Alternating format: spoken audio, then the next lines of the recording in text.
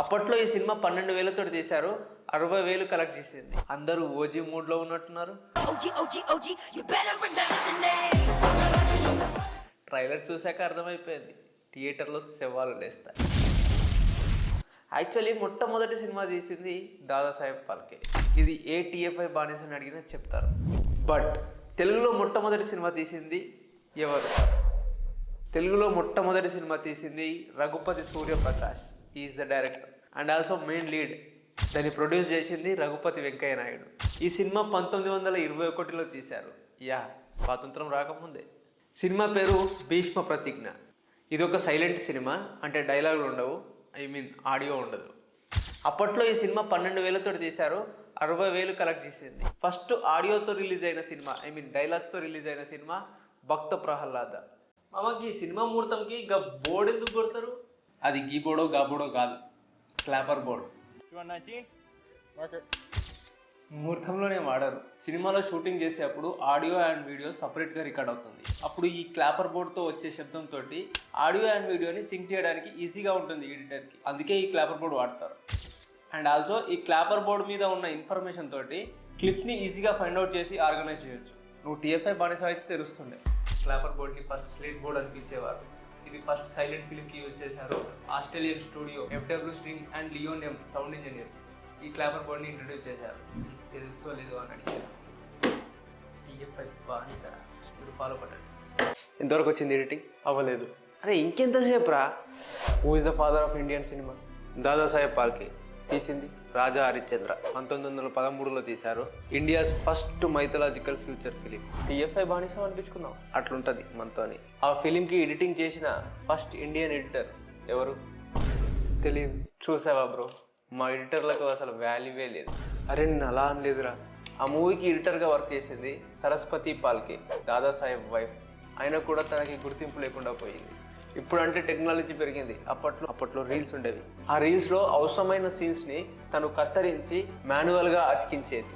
అలా తను ఎడిటర్గా వర్క్ చేస్తే వచ్చింది Raja Harishchandra movie. And also apart from editor, she managed props, costume ఇవన్నీ చూసుకుంటూనే సెట్లో ఉన్న 60-70 మందికి వంట చేసి పెట్టేది. ఆ సినిమాకి కావాల్సిన డబ్బుల కోసం తన బంగారాన్ని అమ్మేసింది.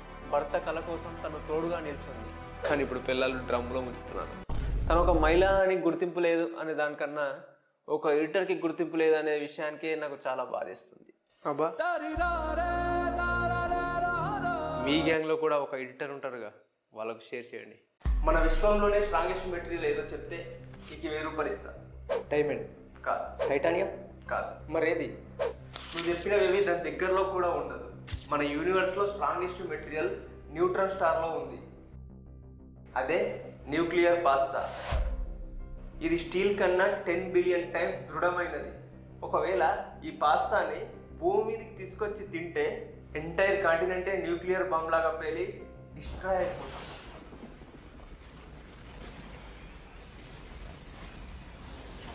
What? Why this island was so dangerous? Government కూడా ఇక్కడికి వెళ్ళడానికి డేర్ చేయలేదంట. ఏ ఐలాండ్ గురించి మాట్లాడుతున్నావు? North sentinel island. Oh my god, నువ్వు వెళ్ళాలి అనుకున్నా వాళ్ళు రానివ్వరు. నువ్వు ధైర్యం చేసి వెళ్తే తిరిగి బయటికి రానివ్వరు. అయితే మనం వెళ్ళాల్సిందే. పూడ్చి పెడతారు. ఎక్కడుంటుంది? అండమాన్ అండ్ నికోబార్ దగ్గర 64 కిలోమీటర్ల ఒక చిన్న ఐలాండ్ ఇది. అక్కడ ఎవరుంటారు? సెంటినలీస్ తెగ. ఒక 20-30 వేల సంవత్సరాలుగా ఉంటున్నారు. They are untouched tribes. బయట ప్రపంచం ఎలా ఉంటుందో కూడా వాళ్ళకి తెలియదు. 2004లో ఇండియాలో ఫ్లడ్స్ వచ్చినప్పుడు వాళ్ళకి ఫుడ్ పంచడానికి హెలికాప్టర్లో గవర్నమెంట్ పంపింది. అప్పుడు వాళ్ళు బాణాలతో హెలికాప్టర్ని దాడి చేశారు. 2006లో 2 ఫిషర్మెన్స్ తాగి ఆ బీచ్ దగ్గరికి వెళ్ళారు. అప్పుడు వాళ్ళని చంపేశారు. 2018 అమెరికన్ క్రిస్టియన్ జాన్ అలెన్ చావ్ వాళ్ళ మతాన్ని పరిచయం చేయడానికి సెంటినల్ ఐలాండ్కి వెళ్ళారు. పరలోకానికి పంపారు. ఇలా కొన్ని వందల సంవత్సరాలుగా ఇదే రిపీట్ అవుతుంది. ఇన్ని సంవత్సరాలలో ఒక్కరు కూడా వాళ్ళతో పాజిటివ్గా కాంటాక్ట్ అవ్వలేదా? ఒకరున్నారు. 1967 త్రిలోక్నాథ్ పండిత్ సెంటినల్ ఐలాండ్కి వెళ్ళారు. తనపై బాణాలు విసిరారు. రెండోసారి మళ్ళీ వెళ్ళాడు. ఈసారి కలిసి ఉంటాడు. సేమ్ రిపీట్ అయింది. 24 సంవత్సరాల తర్వాత 1991లో వాళ్ళ టీంతో త్రిలోకనాథ్ వెళ్ళాడు. ఆ టీంలో ఒక మహిళ కూడా ఉంది. తన పేరు మధుబాల చటోపాధ్యాయ. తను వెళ్ళినప్పుడు వాళ్ళు వైలెంట్గా రియాక్ట్ అవ్వలేరు. తను పాజిటివ్గా రియాక్ట్ అయ్యారు. ఐ థింక్ ఆ సంఘటన తర్వాత వాళ్ళ ఐలాండ్లో ఏదో జరిగింది సాయి. బహుశా కొంతమంది చనిపోవచ్చు. మామ, మనకే ఇలా ఉంటే బిలియనియర్స్ ఎంత ట్యాక్స్ కడతారు? వాళ్ళు అసలు ట్యాక్స్లే కట్టరు.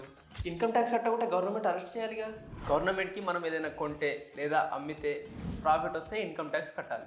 వాళ్ళు ప్రశ్నలుగా చాలా సంపాదిస్తారు కానీ అవి షేర్స్లో ఉంచుతారు. అంటే వాళ్ళ వర్త్ బిలియన్స్ ఆఫ్ డాలర్స్ కానీ వాళ్ళ దగ్గర బిలియన్ ఆఫ్ డాలర్స్ ఉండవు. ఇంట్రెస్టింగ్. బట్ వాళ్ళు ఏదైనా కొనాలి అనుకుంటే ఆ షేర్స్ అమ్మేస్తారుగా, అప్పుడు ట్యాక్స్ వసూలు చేస్తారా? లోన్ తీసుకుంటారు. వాళ్ళు ఏం సంపాదించారుగా, లోన్ ఎలా ఇస్తారు? బిలియన్స్ ఆఫ్ డాలర్స్ ఖరీదు చేసే షేర్స్ ఉంటాయిగా. ఫర్ ఎగ్జాంపుల్ మన మార్క్ మామ, తన దగ్గర బిలియన్స్ ఆఫ్ డాలర్స్ ఉన్నా అవి షేర్స్లో ఉంటాయి. తను ఏదైనా కొనాలనుకుంటే బ్యాంక్కి వెళ్తాడు. సార్ నా దగ్గర బిలియన్స్ ఆఫ్ డాలర్స్ షేర్స్ ఉన్నాయి, నాకు లోన్ ఇస్తారా అంటే సంపాదిస్తారు కానీ మొత్తం షేర్స్లో పెడతారు. ఎగ్జాక్ట్లీ. చాలా మంది బిలియనర్స్ లోన్స్ తీసుకొని బతుకుతారు. ఇంత మొద్దు ఏమరా అయ్యా, నీకు ఏ పని చెప్పినా శాత కాదు, ఏం చెయ్యవు, ఇట్లయితే పైసలు ఎట్లా సంపాదిస్తావు? నీకు సోజీ మోరిమోటో తెలుసా? నీలాగే పనికి మాలినోడా. చిన్నప్పటి నుండి మోరిమోటోని నువ్వే పని చేయవు, నీకే పని రాదు అనేవారు. అయితే అప్పుడు తను ఏ పని చేయకుండా ఉండడమే తన పనిగా పెట్టుకున్నాడు. తను జపాన్లో డూ నథింగ్ సర్వీసెస్ ఇస్తాడు. స్ట్రేంజర్స్ తనని హైర్ చేసుకుంటాడు, రెంట్కి తీసుకుంటాడు. ఏం చేస్తాడు? ఏం చేయడు. నీకు కంపెనీ కావాలా? నువ్వు మాట్లాడితే వినడానికి ఒక మనిషి కావాలా? నువ్వు ఒక్కడు డిన్నర్కి వెళ్తే నీకు ఒక మనిషి కావాలా?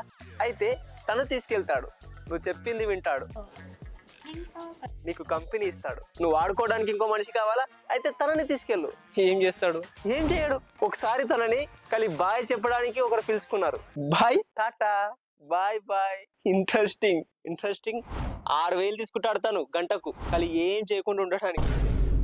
మరి పిలుచుకున్నప్పుడు ఏదైనా పని చెప్తే no no no no no no no no no no no rule is rule. నేను ఏం చేయనంటే ఏం చెయ్య. తను తాగడానికి, తినడానికి, ఉండడానికి మొత్తం పైసలు పక్కోడివే. సొమ్మొక్కడిది సోకొకడిది అన్నమాట. ఎస్, నేను కూడా ఇప్పటి నుండి ఏం చెయ్య. అరే ఫైల్ త్వరగా పంపు, ట్రైన్ టైం అవుతుంది. నువ్వు వెళ్ళే ట్రైన్ 2 hours డిలే అవుతుంది. షిట్ మ్యాన్, ఇప్పటివరకు ఏం చేయాలరా? 2 hours ఇలా అయిపోతున్నాం. ఒక ట్రైన్ 4 years డిలే అయింది తెలుసా? 4 hours, 4 years, 4 సంవత్సరాలు. డెస్టినేషన్ దూరం ఏమో, రైట్? 1400 kilometers, 4 days వెళ్ళిపోవచ్చు. 2014 ఇండియన్ రైల్వేస్ గూడ్స్ ట్రైన్లో ఫర్టిలైజర్స్ వేసుకొని విశాఖపట్నం నుండి బయలుదేరి 2018లో ఉత్తరప్రదేశ్లోని బస్తీకి చేరింది. టైం ట్రావెల్ చేసి ఉండొచ్చు కదా, టైంలో కూర్చుకుందా ఆపుతావా నీ ఫ్యాంటసీస్? ఆ ట్రైన్ విశాఖపట్నం నుండి బయలుదేరాక 2 days అయినా స్టేషన్కి రీచ్ అవ్వకపోవడంతో ఆ fertilizer owner Ramchander Gupta railway officers కి కంప్లైంట్ ఇచ్చాడు. జనరల్ గా ఈ వ్యాగన్ ఆర్ బోగీకి ఏదైనా ఇష్యూస్ వచ్చి అది అన్ఫిట్ అని తెలిస్తే దాన్ని సపరేట్ చేసి యార్డ్కి పంపిస్తారు. సేమ్ అలాగే ఈ ట్రైన్కి కూడా జరిగింది. కానీ ఆ యార్డ్కి పంపిన ట్రైన్ గురించి ప్రాపర్ కమ్యూనికేషన్ లేకపోవడంతో ఆ ట్రైన్ ఎక్కడుందో ఏమైందో ఎవరికి తెలియలేదు. 4 yearsగా ట్రైన్ గురించి సమాచారం లేదా? ఎన్నో ఇన్వెస్టిగేషన్స్ చేసిన తర్వాత 2018లో ఈ ట్రైన్ ఉత్తరప్రదేశ్లోని బస్తీ స్టేషన్కి చేరింది. పోలీసుల ఇన్వెస్టిగేషన్లో ఎక్కడ, ఎలా, ఎందుకు ట్రైన్ డిలే అయ్యింది అని రైల్వే అధికారులు ఇప్పటికీ క్లారిటీ ఉంది. Something is fish. ఆ ఫర్టిలైజర్స్ కాస్ట్ 14 lakhs. 4 yearsగా ఒకే దగ్గర ఉండడంతో ఫర్టిలైజర్స్ ఖరాబ్ అయ్యాయి. 14 lakhs బుక్.